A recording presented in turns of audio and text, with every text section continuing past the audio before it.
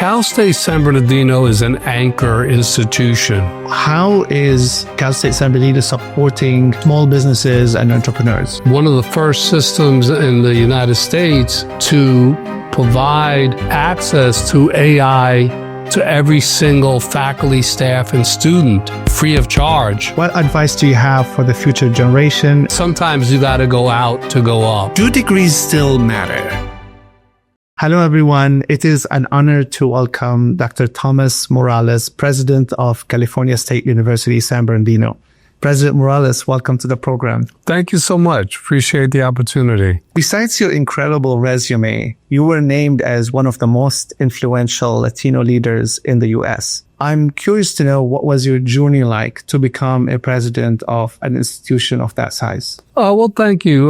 Well, my journey dates back to my K-12 experience. I'm a product of the New York City public school system, product of the higher education public system in New York. Did my undergraduate degree at the State University of New York in New Paltz, and my master's and PhD at the State University of New York at Albany in Ed Administration and Policy Studies. I am completing my 50th year in higher education. I started my career in October of 1975. I've served as a president for the past 18 years. My first presidency was at the College of Staten Island, which is a senior college of the City University of New York. And here over the last 13 years at Cal State San Bernardino. As I mentioned earlier, I'm completing 50 years in higher education, and so that's the abbreviated version of my journey in terms of my career. And what one thing that allowed you to get into these senior leadership positions? Well, I've had some great mentors throughout my career that allowed me to be the recipient of good counsel, work very hard, be willing to seek out opportunities, even though it may be inconvenient. For example, I spent 15 years at the State University of New York at New Paltz, my alma mater, where I worked at the junior level, and left New Paltz in 1994 to assume a position, my first vice presidency at the City College of New York in Harlem, and so I lived about 90 miles away from that position. And so it was an opportunity that I wanted to take advantage of. The City University of New York is a historical institution. CCNY really is an incredible flagship of the City University of New York system. And I often advise individuals that I mentor that sometimes you got to go out to go up. I mean, sometimes you got to be willing to leave your comfort zone and pursue opportunities when they present themselves. And, another example, I was vice president at City College from 1994 to 2001. And the opportunity to come travel out west to assume a vice presidency at the California State University at Pomona, Cal Poly Pomona, where I served initially as vice president for student affairs, and then later was named interim vice president for academic affairs, and then provost. It was a wonderful experience. I worked with Bob Suzuki, who was one of 3 Japanese American presidents deeply committed to social justice, taught me a lot. I traveled internationally with him to Malaysia, to Japan. And then Bob retired and Mike Ortiz assumed the presidency, and I stayed on with him as his provost. And then the opportunity to come back to New York to serve as president of the College of Staten Island, again, back to the City University of New York, where I spent 5 years serving as president. And again, the opportunity to return to California in 2012 to assume the presidency, the fourth president here at Cal State San Bernardino. Right. And you mentioned that you've served in senior capacity in the three probably biggest public university systems in the country. What makes CSUSB special? What makes CSUSB special is the fact that Cal State San Bernardino is an anchor institution. What do I mean by that? We serve the people of Riverside and San Bernardino counties. Those two counties, if you put them together, you're looking at a territory of 27,000 square miles, 4.6 million residents. We're the only Cal State that has brick and mortar, both in San Bernardino and in Riverside County, out in the city of Palm Desert. So we have a campus that serves, as I mentioned, the people of the Inland Empire and the Coachella Valley. And we're very proud of that. 80% of our students live in either Riverside or San Bernardino County. 75% of our alumni live in either Riverside or San Bernardino County. We have a close working relationship, not just the College of Education, but the senior administration, the faculty, with all 56 school districts in Riverside and San Bernardino counties. We have relationships with over 400 nonprofit organizations. It's very difficult to go into a public school in the Inland Empire, in the Coachella Valley, and not find dozens of teachers, administrators who are graduates of the College of Education here at Cal State San Bernardino.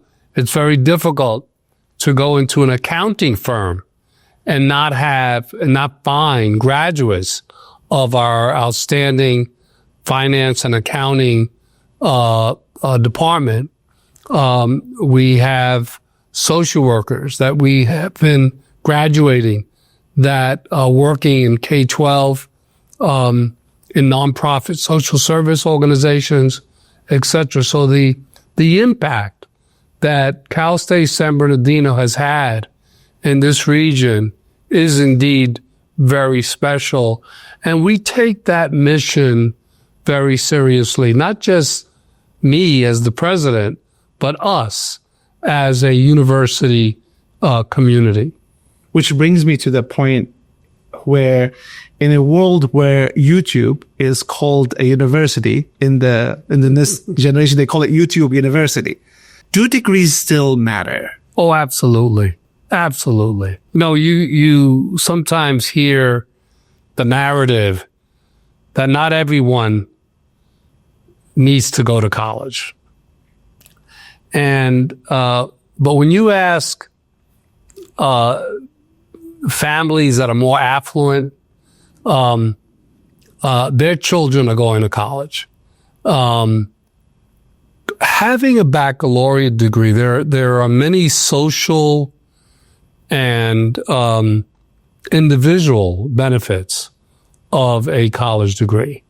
There's a direct correlation between communities that are educated in the sense that they have baccalaureate degrees and master's degrees, and economic development. So when you find coastal areas of California, for example, those communities, the Bay Area, Orange County, the San Francisco, San Diego region, they're all characterized by having highly educated workforce. And so that's where companies gravitate to. And so in order for us to grow economically, in order for us to, as a region, develop economically, we need an educated workforce. And so, I join my colleagues in this region, Kim Wilcox, the chancellor at University of California, Riverside, my community college colleagues, my colleagues that serve as presidents of private nonprofit organizations like Loma Linda or the University of Redlands, etc. We all work together to produce an educated workforce. Many decide to stay here in the Inland Empire because they're from the Inland Empire. So, we're very proud, as I mentioned earlier, that 75% of our alumni live and work in either San Bernardino or Riverside counties. You mentioned that Cal State San Bernardino is an anchor institution. How is Cal State San Bernardino supporting small businesses and entrepreneurs? So we founded recently, the last few years, the School of Entrepreneurship. So Cal State San Bernardino has the only school of entrepreneurship in the state of California, offering both undergraduate and graduate degrees in entrepreneurial studies. We also, as part of the School of Entrepreneurship, offer the Inland Empire Entrepreneurship Centers. And we're providing support to small businesses, to women-owned businesses, to immigrants that want to start their own business. We're providing, we're actually operating centers in downtown San Bernardino, in Temecula, and in the Coachella Valley. And so there are other regions that are knocking on our door to explore with us whether, in fact, we want to, whether we can open up a center in their regions. One of the interesting things about the Inland Empire, I mentioned how large this region is. It would be the 25th largest state in the United States. If Riverside and San Bernardino was actually a state, it would be one of the largest states in the country. The region is very diverse. So the business development needs and the culture in the high desert is quite different than the Coachella Valley, quite different than Western San Bernardino or Riverside counties. So very different than Temecula, for example, Southern Riverside County. So those are regions that have specific needs that Cal State San Bernardino is very attuned to. The School of Entrepreneurship is just one example. Our School of Cybersecurity is also addressing the cybersecurity needs of the region and of the country, for that matter.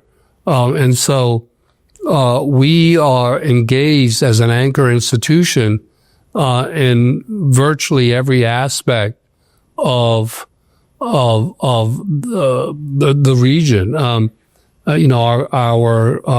Department of Criminal Justice and provides graduates with the opportunity to pursue careers in law enforcement and other areas in criminology, and so there are many examples. I mean, one of the wonderful characteristics of Cal State San Bernardino as an anchor institution is that there is it's hard to find an academic department that does not have a relationship with the community. And so, it's hard to find a student club or organization that does not provide service to the community. Our athletic teams, our coaches, encourage and orchestrate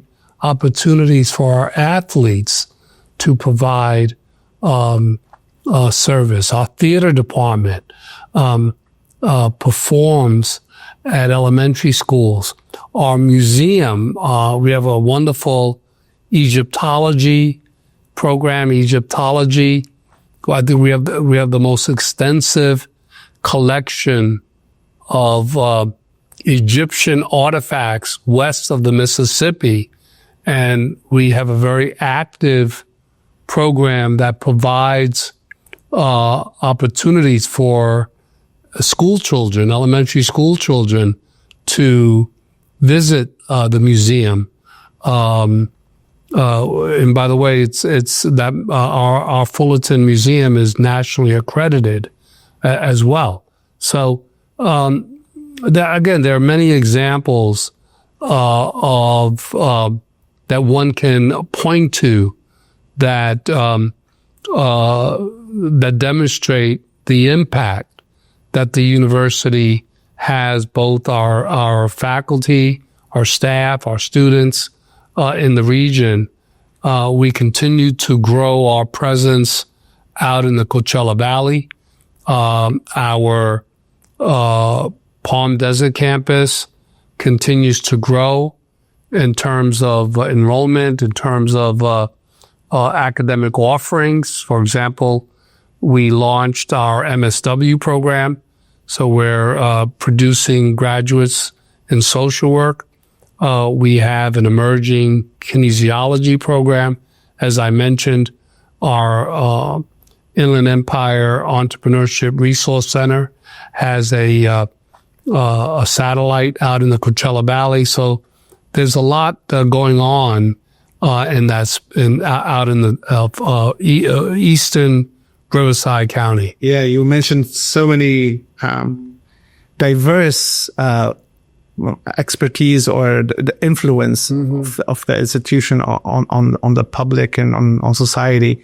Let's talk AI now. Yeah. The university have recently hosted Propel AI Museum Symposium, and between the monumental benefits of this technology as well as the implications, especially on academic integrity, how does CSUSB approach this technology? Well, let me start by, sharing with your audience that the California State University system is one of the first systems in the United States to provide access to AI to every single faculty, staff, and student free of charge in the California State University community. That's 450,000 students, over 45,000 faculty and staff now have access to AI technology. CSUSB is at the very early stages of rolling out with the CSU, with the system, AI technology. I mean, in a number of different areas. So we're providing opportunities for professional development of our faculty to employ AI as a teaching and learning tool.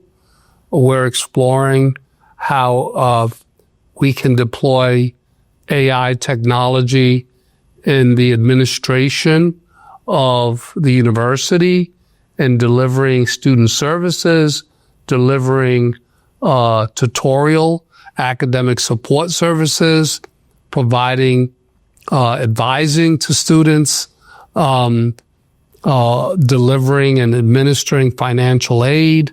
So there's just a litany of opportunities that are, some are known, some are not known at this point. I mean, we're just beginning the stages of exploring how best to deploy AI technology in every facet of the university. But what about academic integrity? I mean, students are obviously using it to just write their assignments. Well, I mean, I think that the initial reaction to AI was, how are we going to ensure that students are not using AI as a cheating tool, if you will? You know, I think that was a reaction that's really not founded. I mean, there are tools in place. There are ways to ensure that AI is not abused, and that indeed the use of AI is a benefit as a learning tool, as a teaching tool, as a tool to more efficiently conduct the business aspect of the university. Yeah. And the interview will not be complete if I did not ask you about international students. Yeah. I came to the country as an international student and graduated from Cal State San Bernardino. What sets CSUSB apart from other universities when it comes to international students, and why international students are important to this university? Well, I think international education is important. I mean, I think that international education is important on a number of levels. Let me start this discussion first regarding the importance of encouraging our domestic students to explore opportunities internationally. I'll just share with you my own personal involvement. I serve on the executive committee, president-elect, and I will assume the presidency in 2027 of the International Association of University Presidents. This is an organization of rectors, chancellors, and presidents from throughout the world. And so I'm very involved in collaborating and developing relationships with my counterparts from virtually every continent in the United States, I mean, in the world. We have a very small globe, and so we must educate our students to participate in study abroad opportunities.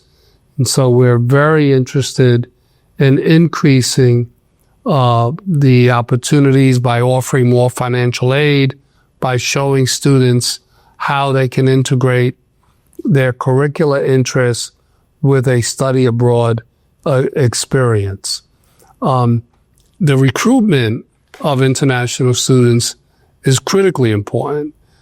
International students bring a perspective to this university community. They enrich our university community. I spoke last week to international students who are graduating in a couple of weeks and had a chance to speak with them. It's not just about recruiting international students from a tuition benefit. You know, international students pay tuition and so that's why they're important. No, they're important because they add they enrich our university community. They bring tremendous expertise And so as we approach international education, we want to increase the number of our domestic students who study abroad. So we currently have students who go to London, South Africa, Spain, other parts of Europe. They participate in either summer study abroad opportunities or for the full semester. We had a student spent this entire year in Germany in a linguistics program. She'll be graduating. She's from the high desert. She went to a local community college, came here, and then did a full year in Germany studying languages. And so the opportunity, going abroad is transformational. And so the challenge for us, of course, is that we serve a low-income student body. And so in order to increase the number of domestic students who study abroad, we have to provide them with the financial resources to be able to do that. And so we have a long history of serving international students. And I'll just share with you, we've had several alumni events throughout the world. Several years ago, prior to the pandemic, we had an alumni reunion in South Korea. We had over 90 alumni. Now, we consider students who, even if they either graduate from Cal State San Bernardino or they come for a year, and then they go back to their home institution, we consider them to be coyotes for life. And so we had just an extraordinary turnout to connect with the faculty. We had faculty come to go to South Africa to participate in the alumni program. We've had alumni events in Japan, in Beijing, and they always draw students. Students want to reconnect with Cal State San Bernardino, even though they're living abroad. So international education plays a very important role here at Cal State San Bernardino. You have been a champion for student access, diversity, equity, and inclusion. And with the current political climate in the country, how are you navigating those challenges? Well, DEI, diversity, equity, and inclusion are critical parts of our university commitment. It's first of all, it's one of our 4 goals in our strategic plan. We have 4 goals in our current strategic plan. Student success is goal number 1. Faculty and staff success is goal number 2. Diversity, equity, and inclusion is goal number 3. And international education is goal number 4. So those are the 4 goals that we're funding every year to as part of our strategic plan. Any organization should have a strategic plan and should implement that strategic plan. And the strategic plan was developed organically, not just the president sat in his room and said, okay, these are the 4 goals. The strategic plan was developed with the participation of stakeholders, campus stakeholders, and community stakeholders. The DEI efforts that we are employing here is institutional. It's really the institutionalization that everyone belongs, everyone is valued, regardless of your race, your gender, whether you're an international student, whether you grew up here in the Inland Empire. And our president's DEI board is made up of over 70 members of our faculty, staff, and students. They operate in 6 subcommittees that include a subcommittee that looks at curriculum, a subcommittee that looks at student recruitment and development, faculty recruitment and development, staff recruitment and development, programming. And so, I realize that the current federal administration is combating or is, wants institutions to get away from DEI. We just continue to support our commitment to DEI at this point, and we'll see where the federal government takes this effort to derail our commitment to DEI. My last question for you. What advice do you have for the future generation and alumni like myself? How can we get involved?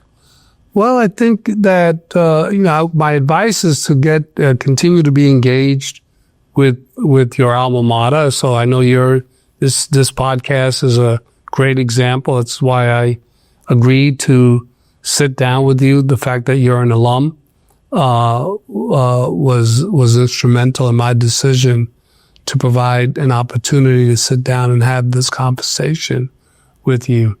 I would encourage alumni, particularly alumni who live in this region, to get involved civically, to get involved to protect the tenets of democracy, to be involved with the community, whichever way you describe that community. It could be a church community, it could be a civic community. Get involved with your alma mater in different aspects. We have a Professor for the Day program where we invite our alumni to come and teach for a day and reconnect with their favorite faculty member.